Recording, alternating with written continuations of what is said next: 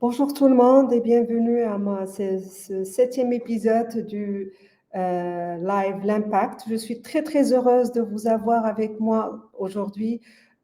Comme j'ai dit, c'est mon 6e épisode de l'Impact. C'est une série live de LinkedIn que je fais parce que j'ai envie de partager avec vous, décideurs, et avec vous, marketeurs, et avec vous, toute personne qui a besoin de créer, de croître et de développer une marque. Je suis là pour partager avec vous ma connaissance, mon savoir-faire. Pour ceux qui me rejoignent pour la première fois, je suis Siha Malek, j'ai plus de 20 ans d'expérience dans l'accompagnement des décideurs et des marques à croître. Et je le fais à travers 3 leviers principaux.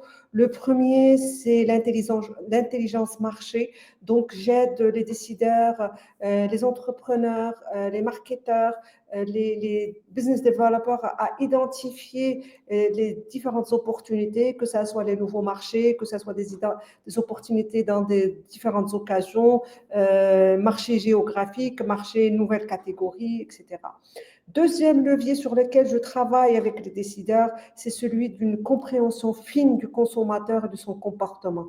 En fait, au lieu de suivre les trends tels qu'ils sont, il faut comprendre dans la profondeur le consommateur, ses besoins, ses comportements, le pourquoi derrière certains comportements et pouvoir, comme ça, pouvoir s'adapter à ses besoins et s'adapter aux besoins du marché. Ce qui me ramène à mon troisième levier sur lequel je travaille avec mes clients, qui est l'accompagnement sur des stratégies de croissance, des stratégies d'innovation, création de nouveaux concepts, création de nouveaux produits, de nouvelles offres sur la base d'une bonne compréhension du besoin dans le marché et donc comment pouvoir créer des produits qui seront impactants, des produits qui seront vendeurs, des produits qui vous permettraient de croître en tant que marque et en tant que produit.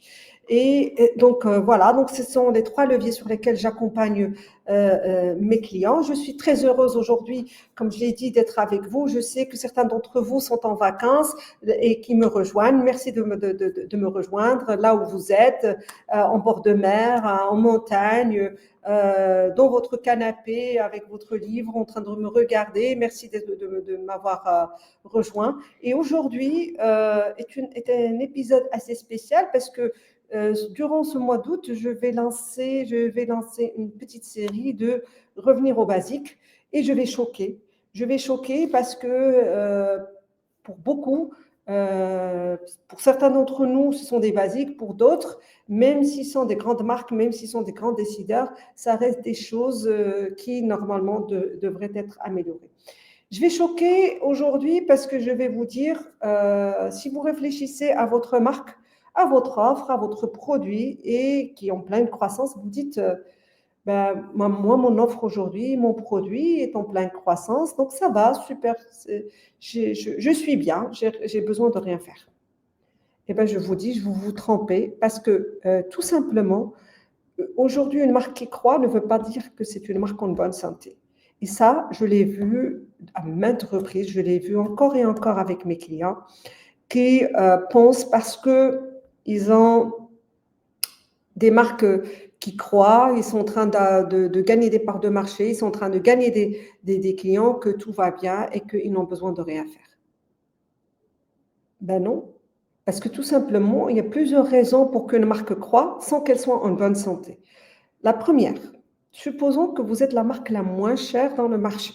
Bien sûr que vous allez croître.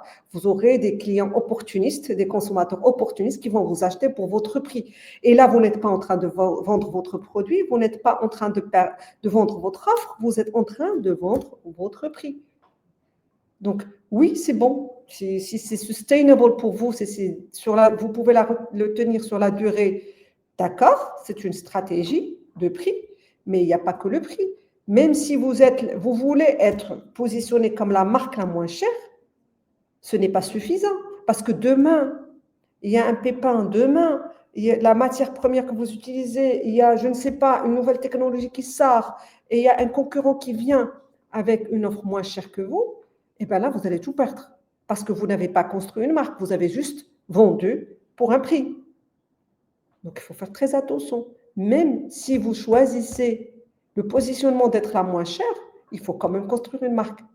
Parce que s'il y a un pépin demain, Il faut construire une base de clients qui sont fidèles à votre marque, des clients qui sont attachés à votre marque, qui voient en votre marque quelque chose qui répond à leurs besoins émotionnels, au-delà du fonctionnel, encore une fois. Je dis, il ne faut pas se limiter à tout ce qui est fonctionnel. Et le prix, et oui, c'est vrai qu'il a un petit peu un attachement émotionnel, mais il reste très facilement copiable. Demain, je développe une nouvelle technologie, je peux te battre sur ton prix. Et si je te bats sur ton prix, je recrute tes clients. Qu'est-ce que tu vas faire? Pendant très longtemps, tu étais le leader sur le marché. Le lendemain, il y a un nouveau rentrant qui vient avec des prix plus intéressants. Il prend tes clients, tu te retrouves avec rien. Parce que tu n'as pas pensé à builder une marque. Deuxième chose, c'est les marques qui croient grâce aux promotions. Il n'y a aucun mal à faire des promotions. C'est une technique de recrutement, une technique marketing bien connue, bien rodée, qui a ses bénéfices, mais on ne peut pas être en promotion au long de l'année. Il y a des personnes qui dépensent de l'argent, il y a des marques, il y a des entreprises, des décideurs qui dépensent de l'argent pour maintenir une promotion, pour avoir des clients, pour acheter des parts de marché. On loue des consommateurs, on ne les achète pas, on les acquiert pas, on les loue. Parce que dès que demain, il y a un autre concurrent qui fait une autre promotion plus intéressante, ils vont nous laisser tomber. Donc oui, quand on veut, par exemple, recruter, pousser au trial, pousser à l'essai de notre marque, oui, faisons des promotions. C'est une bonne stratégie de recrutement de nouveaux clients. Mais il ne faut pas le faire sur le long. Quand on a une saison qui est basse et on a besoin d'augmenter notre chiffre d'affaires, oui, faisons une promotion. Quand on lance une nouvelle variante et on veut que les gens l'essaient et la testent, oui, faisons une promotion. Mais on ne la fait pas sur le long de l'année. Et là, je ne parle pas aux petites marques, je parle même aux grandes marques. Il y en a qui ne survivent que grâce à des promotions. Ben demain, un concurrent sort un prix moins cher, sort une promotion, vous êtes mort. Vous n'avez plus rien. Vous n'avez plus de base de consommateurs. Vous n'avez plus de base de clients. Il y a aussi certains qui se basent sur un avantage fonctionnel, sur une technologie X, Y. C'est très bien tant qu'on a une technologie sur laquelle on est unique pour le moment, parce que tout est copiable. Sur le long, tout le monde finit par nous copier. Si si on ne base notre stratégie, notre croissance que sur ça, on va vite être dépassé. On va vite être copié.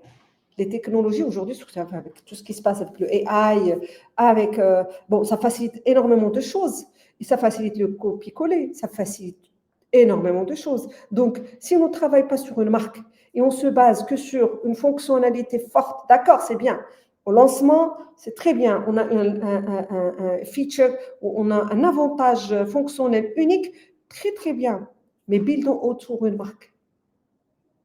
Ne nous basons pas que sur cet avantage-là fonctionnel. Parce que dès demain, dès qu'il y a quelqu'un qui va nous copier, il va nous prendre nos parts de marché.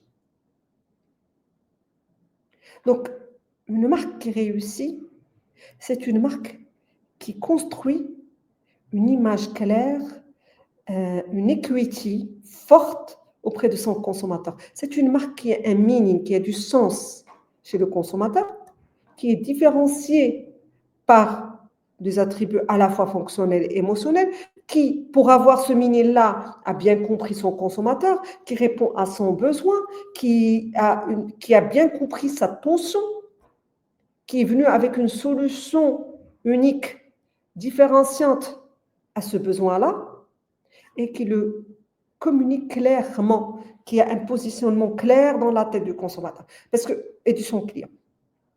Aujourd'hui, je travaille avec des grandes marques, sans citer les noms, et je peux vous dire que plus de 80% ont du mal à avoir un positionnement clair dans la tête du consommateur.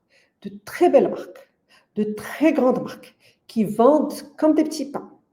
Mais quand on arrive au positionnement, ils sont un peu partout, éparpillés.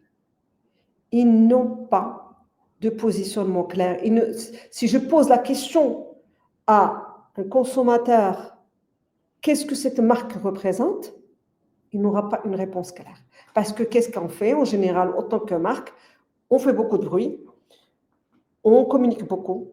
Donc, on est dans la communication de masse, si on a le budget. Donc, on communique beaucoup, on dit beaucoup de choses. À chaque fois qu'il y a un nouveau trend, à chaque fois qu'il y a une nouvelle tendance, on veut la suivre. Il faut absolument qu'on suive la tendance. Et on n'a pas clarifié un positionnement. On n'a pas une stratégie de marque forte et claire. Maintenant, il y a de plus en plus de marques, heureusement, avec qui je travaille, avec qui on est en train de mettre en place cette stratégie de marque pour être clair, pour être focus, pour être consistant, pour être persistant. Il faut qu'on sache où on va. Parce que beaucoup de marques communiquent, mais ils ne savent pas qu'est-ce qu'ils veulent. On communique pourquoi? On communique parce qu'il y a la période estivale, donc il faut communiquer, c'est parce que les ventes augmentent? Non. D'accord, ok, il faut qu'on communique durant la période estivale, par exemple, si on est une boisson ou autre. Mais qu'est-ce que je raconte? Qu'est-ce qui va me différencier? Qu'est-ce qui va faire que le client, que le consommateur me trouve différent, me trouve meaningful, me trouve que moi je suis différente, que je l'attire, que je suis irrésistible pour lui? Pourquoi? On ne communique pas que pour communiquer. On ne communique pas que parce qu'on a un budget communication, on doit le dépenser. Un budget de communication doit avoir des objectifs derrière. Où est-ce que je vais? Où est-ce que je vais? Pourquoi? Qu'est-ce que j'attends de cette campagne-là? Et que ça ne soit pas à chaque campagne, on a un objectif de marque totalement différent. Non. Il faut que mon objectif de marque soit posé, clair. Voilà comment je veux être positionné dans la tête de mes consommateurs. Voilà donc les étapes que je vais suivre. Voilà ce que je vais communiquer. Bien sûr, la créativité reste dedans. Il faut créer à chaque fois une manière de communiquer ce que je veux dire.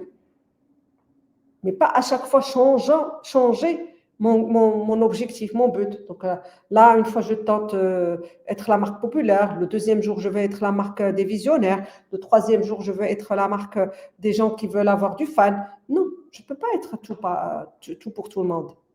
Il faut que je niche, il faut que je choisisse d'abord à qui je parle. Et d'ailleurs, en parlant de ça, et je le dis, je le répète, maintes reprises, j'ai eu des discussions avec des clients qui ne savent pas à qui ils vendent. Et je reviens à mon point de départ quand j'ai dit que ce n'est pas parce que vous vendez que vous êtes bien, ce n'est pas parce que vous êtes en croissance que vous êtes bien. J'ai eu des marques qui étaient super bien, qui vendaient super bien. Et puis tout à coup, il y a une crise, il y a un nouveau concurrent qui sort, il y a eu le Covid. Et puis, ils se sont retrouvés dans une situation. Je n'aimerais pas que nos marques se retrouvent dans cette situation. Et là, c'était la panique totale. Ils viennent nous voir. Malheureusement, je leur dis, vous aurez dû le faire avant, pas quand on est en crise. Il ne faut pas attendre quand on est en crise pour agir. Il faut agir bien avant la crise, parce que sinon, c'est trop tard. Il faut connaître qui est son client bien avant que, même en pleine croissance. Quand on est en train de croître, il faut aller chercher qui nous achète. Ces gens-là, au moins on sache qui nous achète. Un geste envers eux de connaître qui nous achète. Comme ça, on leur donne de plus de ce dont ils ont besoin. Et on sait comment leur parler. On sait qu'est-ce qu'ils cherchent. Et donc, on répond à leurs besoins. Quand on est en pleine croissance, il faut comprendre le pourquoi ils nous achètent. Il faut avoir un bilan sur notre image. Qu'est-ce qu'on représente aujourd'hui dans la tête, dans le cœur de nos consommateurs? Quelles sont les perceptions qu'ils ont? Quelles sont les images qui viennent à leur tête quand ils pensent à nous en tant que marque, à nous en tant qu'offre, à nous en tant que personne si on est en train de vendre une offre à nous? Et ça, on le fait même quand ça va bien, pas seulement quand ça ne va pas. Quand ça ne va pas, c'est déjà trop tard. Une marque, ça se construit dès le départ. Une marque, ça se suit. Il faut qu'on suive nos performances. Quelque chose qui se mesure s'améliore. Les choses qui ne se mesurent pas ne s'améliorent pas. Donc, du coup, si on ne prête aucune attention à notre marque, tant qu'on vend, tant que ça va bien,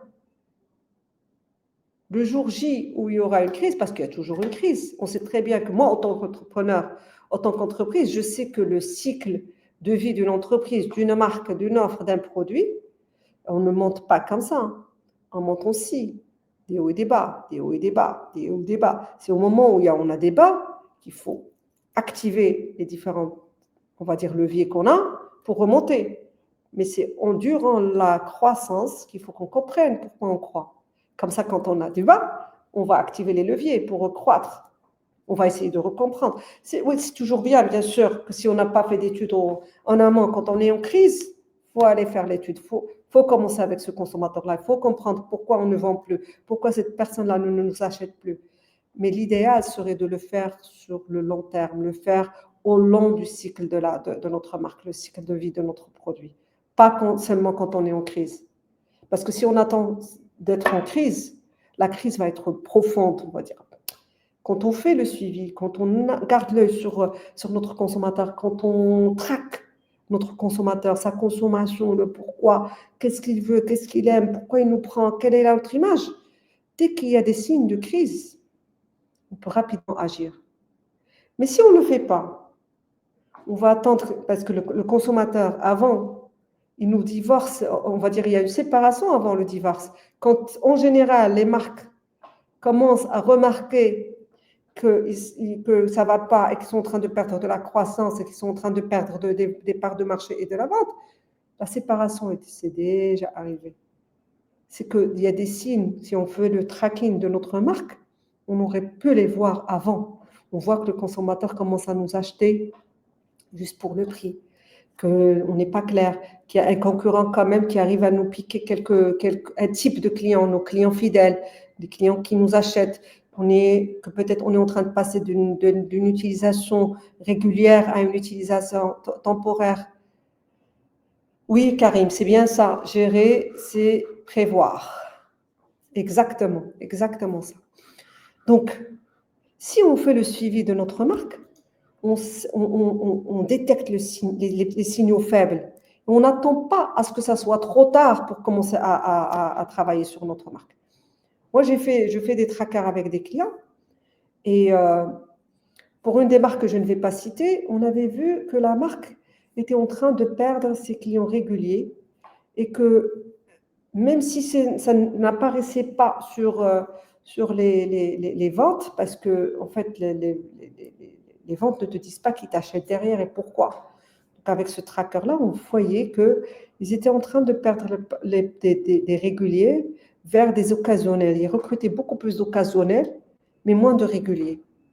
Et là, avec ce signe-là, on a pu aller voir pourquoi derrière, pourquoi ils étaient en train de perdre les réguliers. Ils ont pu s'adapter rapidement et revoir les offres, revoir leur message et recruter, on va dire, refidéliser leurs clients réguliers. Imaginez s'ils n'avaient pas fait ça. Et c'est ce qui arrive avec beaucoup de marques. S'ils n'avaient pas fait ce suivi-là, s'ils n'avaient pas détecté ça. Donc, ce qui se passait, c'est que les ventes sont stables, mais ce ne sont pas nos clients réguliers qui nous achètent, c'est les occasionnels parce qu'on fait des promotions, parce qu'on a un bon prix, parce que X, Y, Z. Demain, l'inflation, je dois augmenter mes prix, je n'ai pas le choix. Mon prix de revient a augmenté, je n'ai pas le choix, je dois augmenter mes prix. J'augmente mes prix ou je fais de la shrinkflation, des occasionnels qui étaient des opportunistes, on va dire, qui voyaient un intérêt financier seul, que l'intérêt financier, bien sûr tout le monde a besoin d'avoir un intérêt financier dans une marque, mais ils ne voyaient que ça, ils ne voyaient que le prix, ils vont arrêter de m'acheter parce qu'ils vont aller acheter une marque qui est, on va dire, plus accessible. Qu'est-ce qui va se passer? Donc je vais me retrouver avec des chutes de vente et une panique. Et c'est là, en général, où viennent nous voir nos clients, malheureusement, quand ils sont déjà en perte.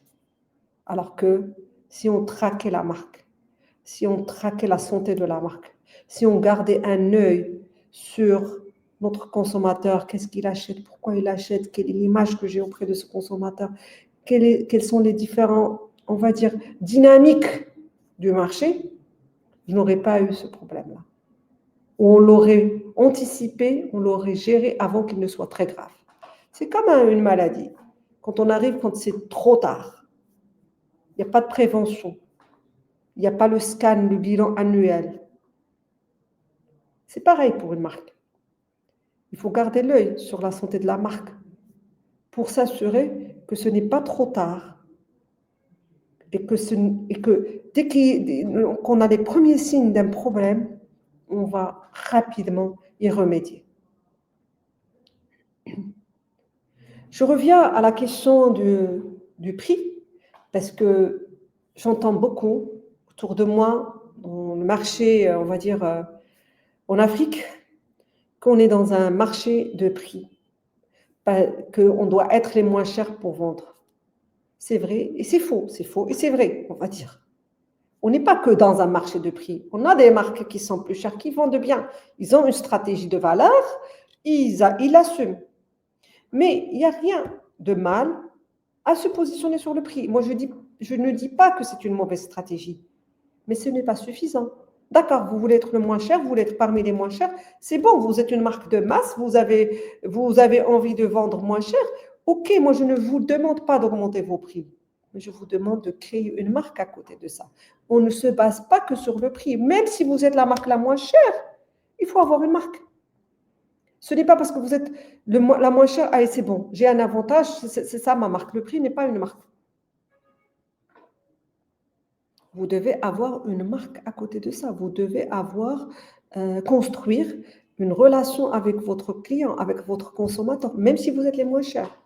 Votre client, oui, il vient vous acheter parce que vous êtes moins cher, parce que lui, il n'a pas de quoi payer plus cher, d'accord. Mais parce que vous êtes aussi la marque qui prend soin de je ne sais quoi, vous êtes aussi la marque qui lui ressemble, parce que vous êtes aussi la marque locale, parce que vous êtes aussi, vous devez builder une image au-delà du prix. On ne se contente pas d'être les moins chers, il faut builder une image. Cette question de prix est très très importante. Et cette notion de brand equity, on va dire, la force de la marque, est aussi très importante parce que je vais revenir à ce qu'a dit Warren Buffett. Lui, il dit quand il veut investir dans une marque, il regarde son pricing power. Et pour moi, le pricing power, c'est ce qui résume la force d'une marque.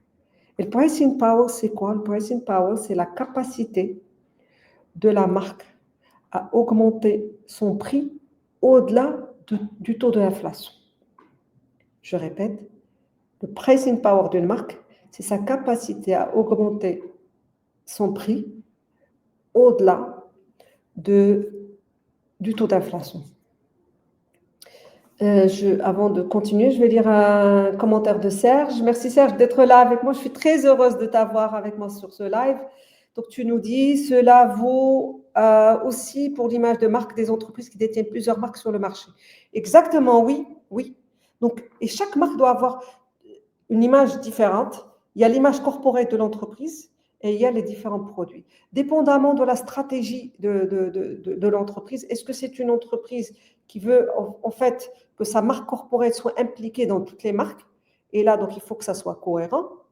Donc, selon l'architecture de marque. Et je vais faire un live pour expliquer les différentes architectures de marque dans le futur. Mais rapidement, oui, dépendamment de la stratégie de l'entreprise, est-ce qu'elle veut être impliquée dans toutes les marques ou est-ce que elle veut que les marques soient, on va dire, indépendantes? Donc, elle peut avoir une stratégie pour toutes les marques, on va dire une stratégie mère et d'autres stratégies marques qui sont liées, qui répondent plus ou moins aux mêmes besoins émotionnels, sociaux pas fonctionnels, émotionnels et sociaux.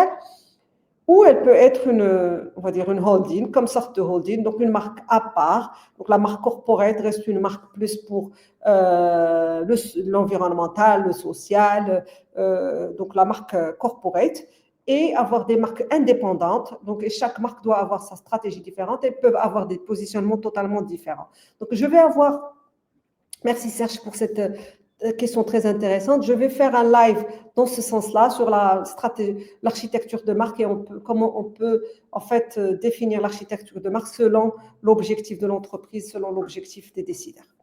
Voilà, donc ce que je disais, si je reviens au pricing power, donc si vous avez aujourd'hui une marque qui n'est pas capable d'augmenter son prix au-delà de l'inflation, Warren Buffett ne va pas investir en vous. Ça veut dire que pour lui, vous n'êtes pas une marque. Pour lui, vous n'êtes pas une marque. Si vous ne vous basez que sur le prix pour vendre, vous n'êtes pas une marque. Il n'y a aucun mal à être la moins chère, mais moins chère avec autre chose, avec une marque, une equity claire.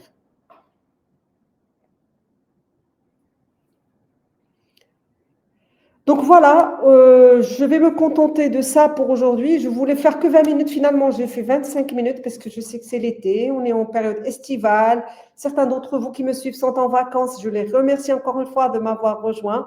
Je suis très, très heureuse de partager tout ça avec vous. Je serai avec vous la semaine prochaine, toujours même heure, mardi, midi. Donc, si vous êtes en vacances, profitez de vos vacances. Si vous êtes comme moi, vous êtes toujours au bureau, c'est la période de réflexion, c'est la période de prendre les bonnes décisions, on va dire. Pour moi, c'est une période où je prends le temps de réfléchir, de sortir un peu de l'opérationnel et de réfléchir aux grandes idées, où est-ce que l'on va, comment se positionner, etc. Donc, buildez votre marque. Ne vous basez pas seulement sur vos promotions, vos prix. Je continuerai à le dire. Revenez au basique. Buildez une marque, buildez une marque, buildez une marque. J'étais ravie d'être avec vous aujourd'hui. Je vous remercie d'avoir été avec moi. À très, très vite. Au revoir.